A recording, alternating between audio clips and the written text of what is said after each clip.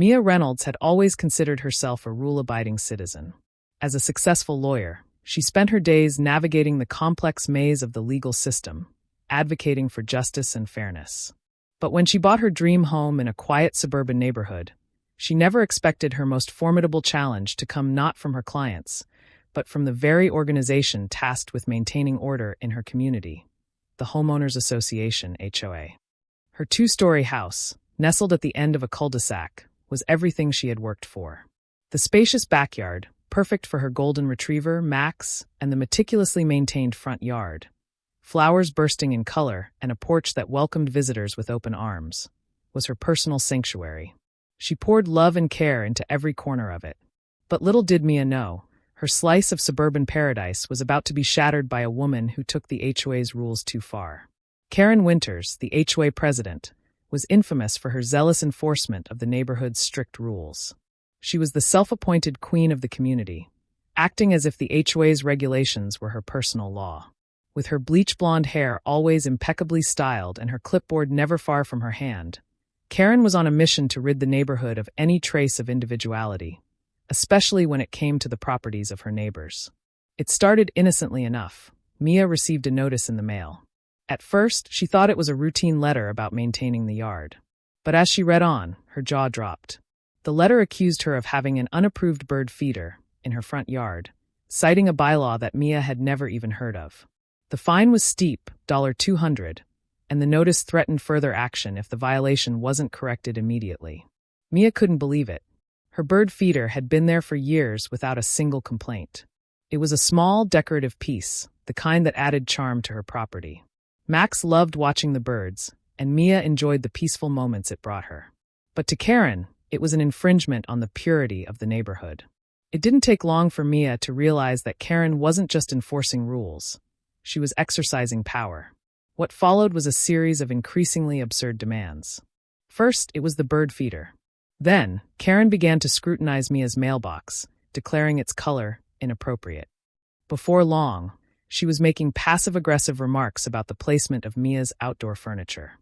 At first, Mia tried to play nice, reasoning that perhaps it was just a misunderstanding. But the moment Karen showed up on her porch, clipboard in hand, Mia knew this wasn't a simple mistake. "Ms. Reynolds, you really need to follow the rules," Karen said with a smug smile, as if she were doing Mia a favor by pointing out her supposed infractions. "I'm just looking out for the neighborhood." Mia took a deep breath, refusing to let Karen's condescending tone get to her. "This bird feeder is not a violation," Mia replied, her voice steady but firm. "It's a piece of decor.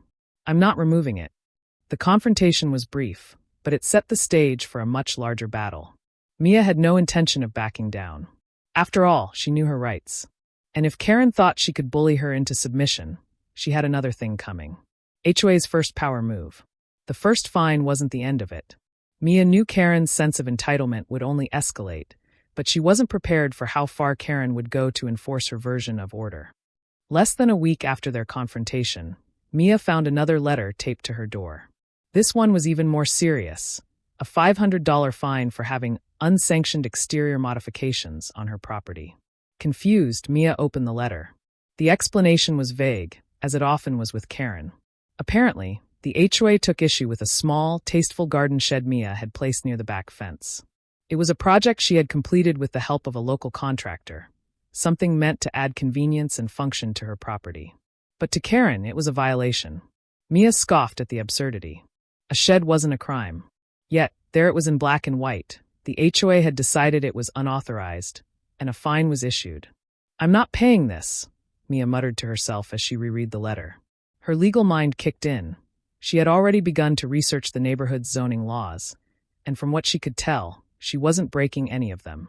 But Mia knew that arguing with Karen wasn't going to work unless she was armed with solid evidence. And if this battle was going to escalate, she needed to take action now. As she made plans to fight back, Karen's smug presence became an even more frequent part of her day. Every time Mia stepped outside, Karen was lurking near her property, clipboard in hand, scanning every inch of her yard, ready to report anything that didn't meet her high standards.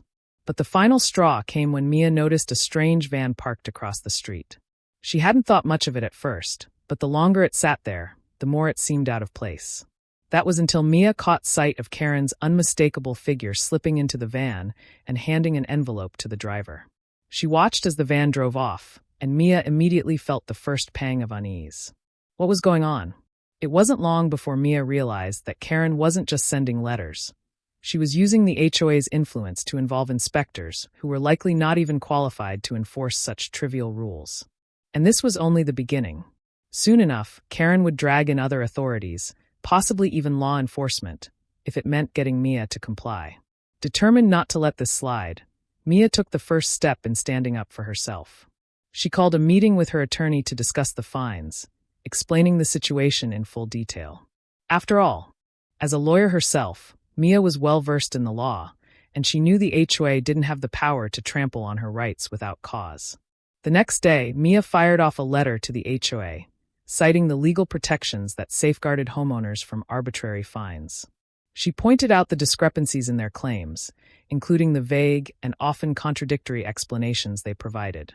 And most importantly, she made it clear that she wasn't going to comply with these unreasonable demands. But Karen wasn't the type to let anyone off the hook easily. When Mia returned from her law office, she found another letter waiting for her. This time, it wasn't just a fine. It was a legal threat, claiming that if she didn't remove the shed and the bird feeder within the week, the HOA would initiate a court proceeding to compel her compliance. Karen had crossed a line. Mia knew that she couldn't just stand by and watch her neighborhood be governed by a self-appointed dictator. The gloves were off. This battle was going to be more than about a bird feeder. It was a battle for the very principle of fairness and respect for personal rights. As the days passed, Mia steeled herself for what was to come. She wasn't just fighting for her backyard. She was fighting to take back control of her home. If Karen thought she could intimidate Mia into submission, she was in for a rude awakening. The HOA escalates the conflict. Karen wasn't one to take defeat lightly, especially when she was used to getting her way. As Mia's refusal to comply with the HOA's absurd demands grew bolder, Karen escalated the situation to new heights. Mia had expected pushback, but she didn't anticipate how personal Karen's vendetta would become. The first sign that things were getting out of hand came when Mia noticed an unfamiliar vehicle parked in front of her house early one morning. It was a black SUV with tinted windows, the kind that screamed official business. As Mia stepped outside to grab her morning paper, she saw Karen standing next to the SUV, talking to a man who appeared to be an inspector. Karen caught sight of Mia and immediately flashed a bright, almost mocking smile. "Mia, I was just telling this gentleman that your property doesn't meet the guidelines set forth by the HOA. It's really quite a shame," Karen said, as if Mia's beautiful home was something to be ashamed of. Mia's blood boiled. This wasn't just about a bird feeder or a shed anymore. This was about Karen using her position to invade her privacy and push her around.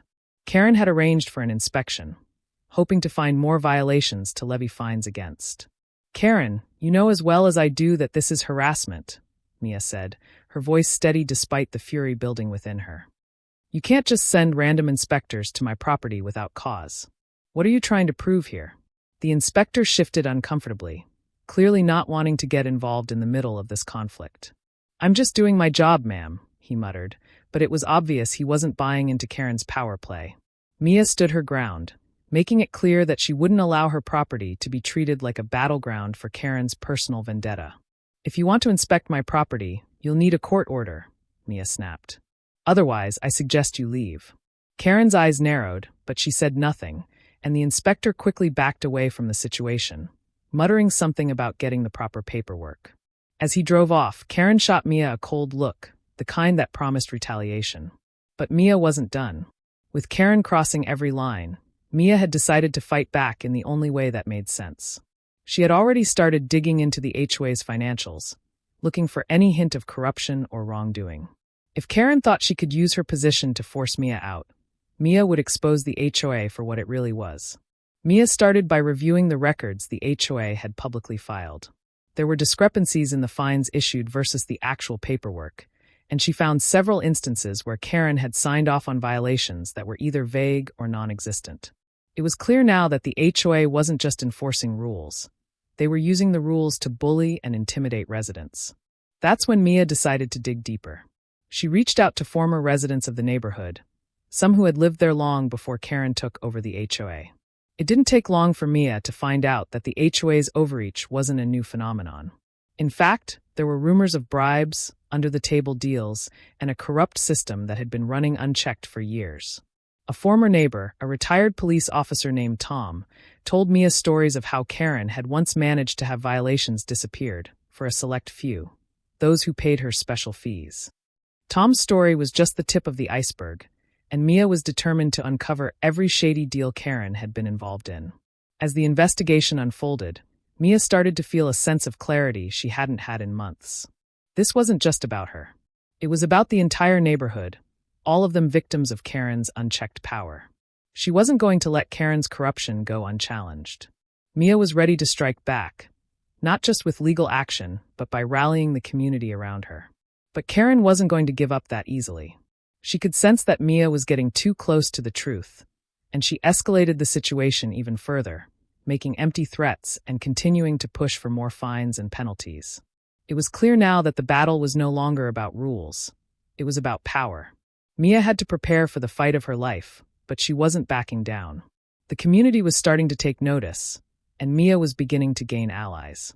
The next step was clear: gather the evidence, expose the corruption, and take down Karen once and for all. The HOA oversteps and the protagonist strikes back. Karen's power play didn't end with inspections and threats. It escalated into a series of extreme moves that made Mia realize just how far she was willing to go. Mia's decision to stand her ground and fight back had already ruffled feathers. But when Karen resorted to even more illegal tactics, it was clear this wasn't just about enforcing rules anymore. This was personal. It all started when Mia received a call early one morning. She had been expecting the usual HOA nonsense, but this time, it wasn't a letter. It was a loud bang at her front door. When Mia opened it, she was greeted by two workers from a local towing company. They had come to tow her car, something she had parked legally on her driveway the night before. "What's going on?" Mia asked, her heart racing. She glanced at the two men, who were clearly waiting for instructions. "You need to move your car," one of them said flatly. "The HOA requested it be towed. Says it's parked too close to the curb." Mia's mind raced. There was no such rule in the HOA guidelines, and she had parked her car exactly where it had always been. This was just another move in Karen's escalating campaign of harassment. Mia couldn't believe it. Not only were they trying to fine her for non-existent violations, but now they were going so far as to attempt to steal her property. "No one is towing my car," Mia snapped, standing firm. She immediately pulled out her phone and took pictures of the tow truck and the workers, documenting everything. When the workers hesitated, Mia stood her ground. "If you tow my car, I'll be calling my lawyer, and the HOA will be facing a lawsuit for harassment," she added. She knew the law, and Karen's power trip was only going to lead to her own downfall. The tow truck workers, seeing the resolve in Mia's eyes, hesitated. One of them glanced nervously at the other, before shaking his head. "We're just doing our job," the second man muttered. "But if you're not complying, we can't do much more." Mia took a deep breath and called the local police, explaining the situation and informing them that the towing was a result of an HOA-initiated violation that wasn't supported by any official documentation. When the officers arrived, they were just as skeptical. They knew the neighborhood's HOA rules well enough, and this situation clearly didn't add up. After a brief conversation with the towing company's workers, the officers advised them to leave and informed the HOA that they would be watching for any more actions that might overstep legal boundaries. Mia felt a brief surge of relief, but she knew that this wasn't over. This incident proved that Karen was willing to go to extreme lengths, and Mia wasn't about to let her or the HOA push her any further. Mia called her attorney immediately, and they began to plan their next steps. It was time to go on the offensive, and Mia was determined to fight back with everything she had. By now, Mia had already begun to gather an impressive amount of evidence. She had recorded Karen's increasingly absurd threats and documented every fine and violation issued without any legal basis. It was time to expose the HOA's corruption to the entire neighborhood. She started reaching out to other neighbors, some of whom had been living under Karen's oppressive reign for years. The more people Mia talked to, the more stories she heard about Karen's disregard for the rules. There were whispers of violations being fabricated and fines levied on arbitrary grounds. Mia wasn't alone in her fight. At the next HOA meeting, Mia showed up prepared, armed with a binder full of legal documents and evidence. When Karen called the meeting to order, Mia stood up without hesitation, holding up the documents. "Karen," Mia began, her voice steady and confident, "I've done my research. Your actions, your rules, your fines, they're illegal. The HOA is being run like a dictatorship, and I won't stand for it." The room fell silent, every eye fixed on Mia. Some board members exchanged uncertain glances. Others shifted uncomfortably in their seats. But it was Karen's face that told the whole story. She knew Mia was onto her, and the smug mask she usually wore was starting to crack. Mia continued, presenting her evidence with precision. "This HOA is corrupt, and the only thing standing between you and accountability is the people of this neighborhood. I'm prepared to expose every illegal act and every false violation you've ever issued." Karen stood there, pale-faced, as Mia laid out the evidence, item by item. For the first time, it wasn't Karen who had control, it was Mia. But Karen wasn't about to back down so easily. She called for a vote to remove Mia from the meeting, but the board hesitated. Mia's power move had rattled the room, and some board members were beginning to question Karen's authority. The HOA meeting ended in chaos, but Mia knew she had made her point. Karen had underestimated her. Mia wasn't just going to stand by and watch her life be ruined. She was fighting back and winning. Karen's final, desperate move. Karen Winters had been in charge of the HOA for far too long, and she wasn't used to being challenged. Every fiber of her being screamed that Mia Reynolds was a threat, someone who might unravel the control she'd enjoyed for so many years. Mia's public expose at the HOA meeting had struck a nerve, and Karen's response was swift, but this time, it went too far. In the days following the meeting, Mia noticed strange occurrences around her property. First, it was the floodlights that seemed to malfunction every time she stepped outside after dark. Then it was the mail, important letters that never seemed to arrive. But the final straw came when Mia discovered her front yard had been vandalized. One morning, as she stepped out to grab her coffee, Mia found her bird feeder, now smashed on the ground, the delicate pieces of wood and glass scattered across her garden. Her heart sank. This was no accident. Mia knew exactly who was behind it. It wasn't just an act of petty retaliation. This was a calculated move to instill fear. Karen, in her desperation, had decided to cross a line Mia never thought she would. The message was clear. If Mia wasn't going to comply, then Karen would force her to. Mia didn't wait. She called her lawyer immediately, explaining the vandalism, and they quickly arranged to file a police report. This time, Mia wasn't just dealing with petty fines and a bruised ego. Karen had stepped into a realm of criminal behavior. But as Mia sat down to draft her statement, a knock on her door interrupted her thoughts.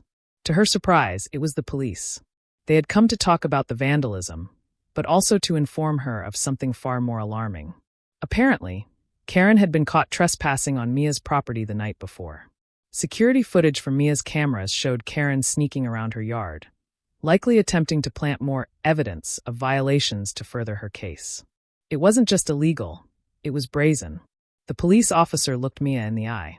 "We've got enough evidence to bring this to trial, but you'll need to decide how far you want to take it. She's broken several laws already." Mia didn't hesitate. Take it to trial. She needs to face the consequences for what she's done. That night, Mia posted the security footage online, making sure it went viral.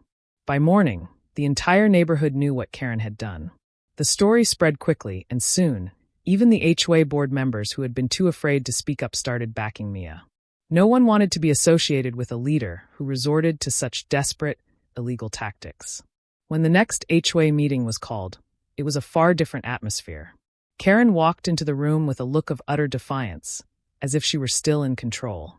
But as soon as Mia stood up to present her case, there was a shift. People were no longer afraid of Karen's power. They were disgusted by it. "I have proof," Mia began, holding up the footage of Karen sneaking onto her property. "This is the woman who's been terrorizing our neighborhood. She's not just breaking HOA rules, she's committing crimes." Murmurs rippled through the room. The HOA board members exchanged uneasy glances, and Karen's confident demeanor began to falter. She tried to interrupt, but Mia wouldn't allow her to speak. "I've also filed a report with the police," Mia continued. "Karen will be facing legal consequences for everything she's done to intimidate and harass the residents of this community." Karen's face turned crimson. She stammered, trying to salvage her dignity, but it was too late. The board members, once too intimidated to act, now saw Karen for what she truly was, corrupt, power-hungry, and ruthless. One by one, they began to speak up against her. "You violated the trust of this entire community," one of the board members said, his voice shaking with anger. "You're done, Karen." The tension in the room was palpable, and Karen's attempts to salvage her position crumbled before her. The moment she'd feared had arrived. The community was turning against her. As the meeting came to a close, Karen stood up and stormed out, but it was clear her reign had ended. Mia had exposed her for the fraud she was, and the community was no longer under her thumb. HOA crumbles and Karen's downfall. The day Karen Winters was removed from the HOA board was a turning point for the entire neighborhood. For years, the community had been under her control, and most residents had learned to live in fear of her power. But now, Mia Reynolds had shown them that even the most domineering figures could be brought down. The foundation of the HOA, once a symbol of Karen's authority, was now crumbling, and with it, Karen's hold over the neighborhood. The aftermath of the meeting was swift. The HOA board members who had been too afraid to challenge Karen began to gather in small groups to discuss what had happened. It was clear to them now that Karen had abused her position for years, using the power of the HOA to bully, control, and intimidate residents into compliance with her unreasonable rules. As more neighbors came forward with their own stories of unjust fines, absurd complaints, and Karen's blatant overreach, it became apparent that Karen had created a toxic environment where dissent was silenced and personal vendettas were masked as HOA regulations. Mia's bravery in standing up to Karen had inspired others to take action. The HOA, once a force that dictated every aspect of the community, began to lose its power. Within a week of the meeting, the board members had convened an emergency session, and in a shocking turn of events, they voted to remove Karen from her position as president. Mia's efforts had dismantled the HOA's oppressive control, and the community was finally free to breathe again. As news of Karen's removal spread, the neighborhood erupted in celebration. Mia, the woman who had taken on the HOA and won, was hailed as a hero. Her reputation as a lawyer had always preceded her, but now she was more than just a skilled legal mind. She was a symbol of justice and integrity in a community that had long been under the thumb of one woman's abuse of power. But Mia wasn't done yet. Her legal battle had only just begun. She filed a lawsuit against the HOA for the harassment she had endured, and soon after, the local authorities launched their own investigation into Karen's illegal actions. Evidence of bribery, false violations, and financial mismanagement began to surface, and it wasn't long before Karen found herself facing charges for her corrupt practices. The weight of her actions was catching up with her. The legal consequences were inevitable, and Karen's once unshakable confidence began to crack. As the investigation progressed, the neighborhood became more and more united. They had witnessed firsthand how one person's selfishness and corruption could tear a community apart. But now they were watching the wheels of justice turn against that very individual. One by one, Karen's supporters began to withdraw. Former allies who had feared her retracted their support, and the community began to rally behind Mia. It wasn't long before the HOA, stripped of its power and plagued by legal troubles, was officially dissolved. The community was free from Karen, free from the rules that had once stifled their every move. For Mia, the victory was sweet. It was about more than just winning a battle. It was about standing up for what was right, for the values of fairness, respect, and personal freedom that she believed in. She had fought for her home, her neighbors, and her community. And she had won. As for Karen, her downfall was swift and public. Stripped of her position, her credibility, and her reputation, she found herself facing not only legal consequences, but the wrath of a community she had once controlled. In the end, she was forced to sell her home, and the once proud HOA president disappeared from the neighborhood she had once ruled with an iron fist. But even as she packed up her things, Karen's sense of entitlement refused to let her go quietly. On the day she left, she stood in front of Mia's house one last time, a bitter scowl on her face. "You may have won this round, Mia," Karen spat, her voice laced with venom. "But I'll never forget what you did to me." Mia stood tall, her expression unwavering. "No, Karen. You'll never forget the lesson you learned today. It's over." And with that, Karen's reign of terror came to a definitive end. As Mia watched her drive away, a sense of relief washed over her. The neighborhood was free. The HOA was gone. And Karen, once so powerful, was nothing more than a memory. The HOA faces full legal consequences. The fallout from Karen Winter's actions wasn't limited to her personal disgrace. It was now spilling over into the entire HOA. Mia had gathered more than just community support. She had solid evidence to take down the corrupt system that had allowed Karen to operate with impunity for so long. The investigation that had begun as a response to Karen's harassment now became an all-out probe into the HOA's practices. Local authorities launched a full-scale investigation, uncovering a trove of evidence that painted a damning picture of Karen's abuse of power. Mia's meticulous research had paid off. She had documented not only Karen's illegal actions, but also the collusion among several HOA board members who had silently supported Karen's reign of terror. One of the first discoveries was a pattern of false fines. The HOA had been fining residents for non-existent violations, things like improperly trimmed hedges, unapproved paint colors, and unauthorized bird feeders. These fines, which amounted to thousands of dollars, had gone straight into an untraceable HOA account, benefiting Karen and a few key allies. But the deeper Mia dug, the more corrupt the HOA appeared. There were whispers of special deals that allowed certain residents to escape fines if they made donations to the HOA. Mia had already connected Karen's illegal activities to these donations, but now, with the city investigating, the full extent of the corruption was being revealed. It was clear Karen had been using the HOA as her personal cash cow.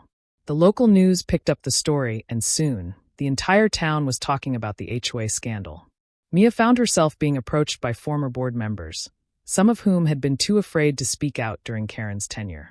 These individuals provided vital testimony, confirming that Karen had manipulated board decisions to her advantage, often for personal gain. With the investigation in full swing, the HOA was slapped with massive fines for its illegal activities. The city fined the association for running an unlawful operation and forced them to return the funds they had improperly collected. But the penalties didn't stop there. Mia, along with her neighbors, filed a class-action lawsuit against the HOA, demanding compensation for the emotional distress and financial burden they had endured. For Mia, the legal battle was just as much about justice as it was about sending a message. The lawsuit was a powerful reminder that when people stand together, they can fight back against systems of power that are broken and corrupt. The residents of the neighborhood had felt powerless for so long, but Mia had shown them that they could take control of their lives and their homes once again. The lawsuit gained traction quickly. The evidence was overwhelming, and the momentum shifted in the community's favor. Soon, the HOA found itself embroiled in multiple legal battles, with several board members facing charges of conspiracy, fraud, and negligence. The organization that had once ruled over them with an iron fist was now crumbling under the weight of its own corruption. Mia's victory was monumental, not just in legal terms, but in restoring a sense of justice and fairness to the community. The residents of the neighborhood had been wronged for years, but they were finally getting their due. The HOA, once a symbol of Karen's unchecked authority, was now a broken institution, and its influence was rapidly fading. As the legal proceedings continued, Mia watched with a sense of satisfaction as the truth came to light. The community had not only taken down the corrupt HOA, it had shown that standing up for what was right could lead to real, tangible change. Karen's personal downfall. The legal consequences were just the beginning of Karen Winter's unraveling. As the investigation into the HOA's corruption unfolded, her personal life began to mirror the downfall of the organization she had once controlled with such ease. The news spread quickly, and soon, Karen's name was synonymous with scandal. The public humiliation was swift. Karen, who had prided herself on her position of power, now found herself ostracized from the very community she had once ruled. Neighbors who had once been too intimidated to speak out were now eager to share their stories. They talked about how Karen had abused her position for years, using the HOA to extort money and exert control over people's lives. It didn't take long for Karen's reputation to hit rock bottom. She received constant calls from reporters, each more persistent than the last, eager to get her side of the story. But Karen, ever the control freak, refused to admit her wrongdoings. Instead, she doubled down, claiming she was the victim of a personal vendetta and that Mia was simply trying to destroy her. Her denial only made things worse. The more she tried to defend her actions, the more the public saw her as the villain. Neighbors who had once been afraid of her now openly mocked her. One resident even set up a GoFundMe campaign to raise money to install bird feeders across the neighborhood in honor of Mia's victory over Karen. But Karen's fall from grace wasn't just about public shame. It was about losing everything she had worked so hard to control. The legal battles and the HOA's financial collapse left her in an untenable position. The HOA had been a major source of her influence, and now that it was gone, Karen found herself with nothing to fall back on. Her personal finances, once carefully hidden behind the guise of HOA power, began to unravel. The investigation into the HOA's illegal activities exposed Karen's involvement in numerous financial schemes. She had been skimming money from the HOA's funds for years, diverting it into her personal accounts. The authorities quickly moved to seize her assets, and within weeks, Karen's house was put on the market. The final blow came when Karen received the news that she was being investigated for fraud and embezzlement. With the HOA under legal scrutiny, her personal finances were also being audited, revealing the full extent of her criminal activities. The legal system, which Karen had once used to intimidate others, was now coming for her. It wasn't long before the charges piled up, and Karen was forced to sell her home to pay off the mounting legal bills. The house that she had once considered her fortress, a symbol of her control over the neighborhood, was no longer hers. Karen's departure from the community was as abrupt as it was humiliating. She left in the dead of night, quietly packing up her belongings and disappearing without a word to anyone. For the residents of the neighborhood, Karen's exit was a bittersweet victory. While they had finally rid themselves of her tyranny, there was still the lingering sense of injustice for everything she had put them through. But for Mia, the victory was personal. Not only had she exposed Karen's corruption, but she had also shown the neighborhood the power of standing up for what was right. Mia took a moment to reflect on everything that had happened: the battles, the victories, the allies she had made, and the community she had helped restore. The neighborhood was no longer living under Karen's oppressive rule. It had been reclaimed, and Mia had been at the heart of that transformation.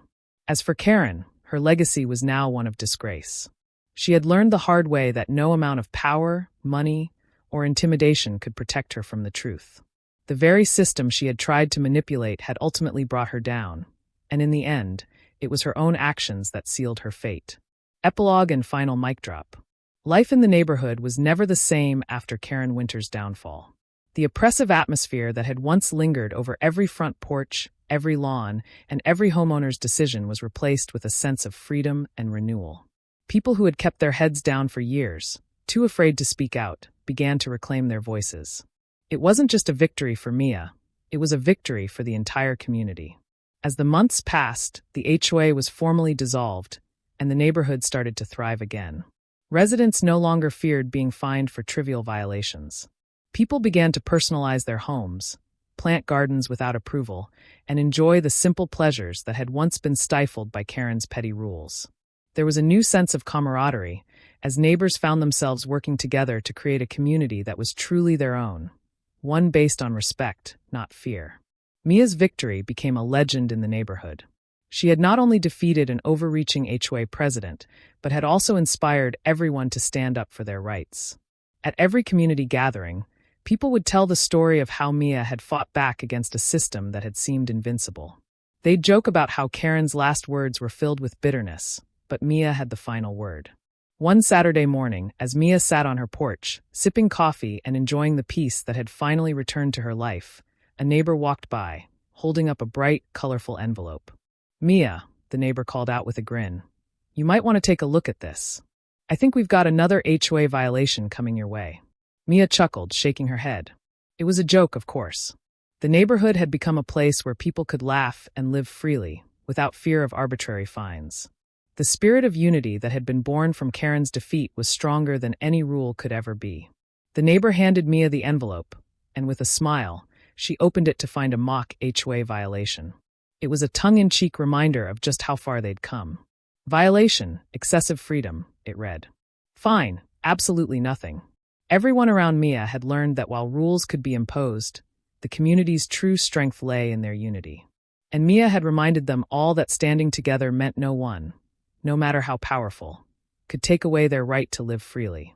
As Mia sat back in her chair, the sun casting a warm glow over the now vibrant neighborhood, she couldn't help but smile. Karen had been defeated, the HOA was gone, and justice had prevailed.